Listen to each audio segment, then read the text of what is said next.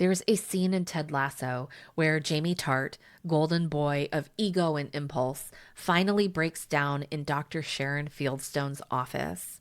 He's raw, shaking, no punchlines, no posturing, just pain. And for the first time, he doesn't need to be impressive. He doesn't need to be on. He just needs to be held. That's what we're talking about today. The difference between sharing your story with intention and asking your audience to be your therapist.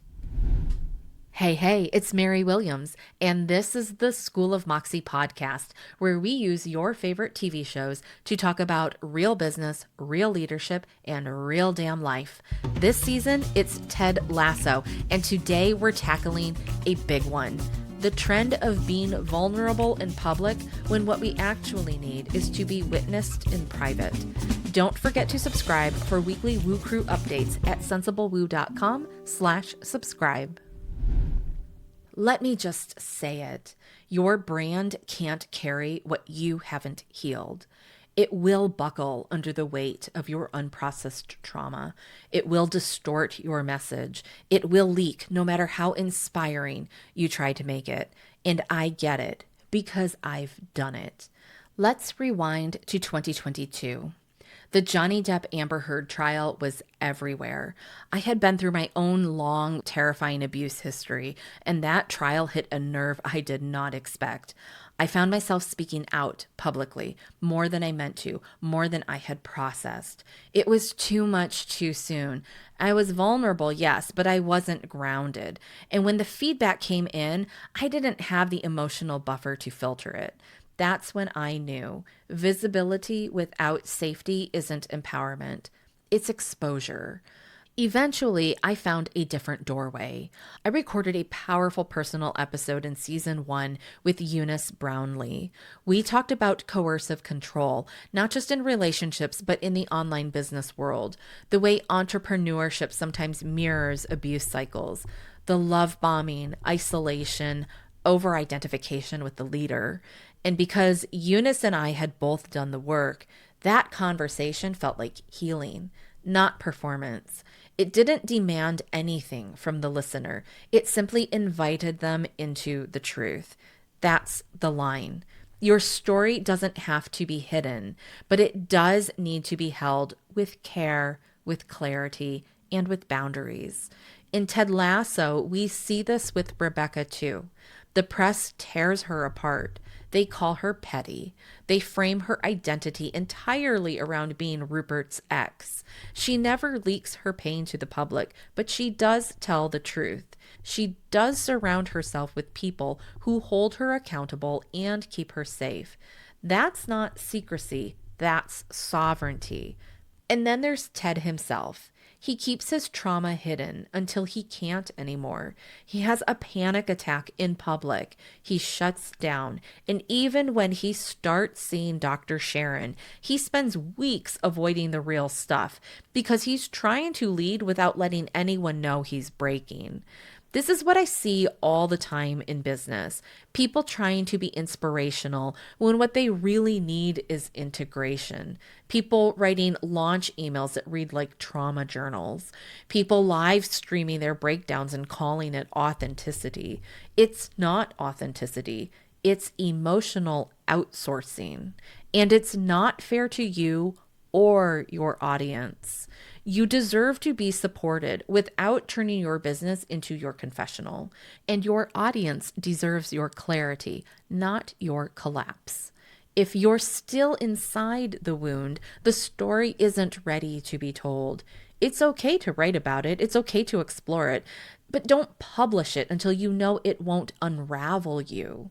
This isn't about being polished. It's about being responsible.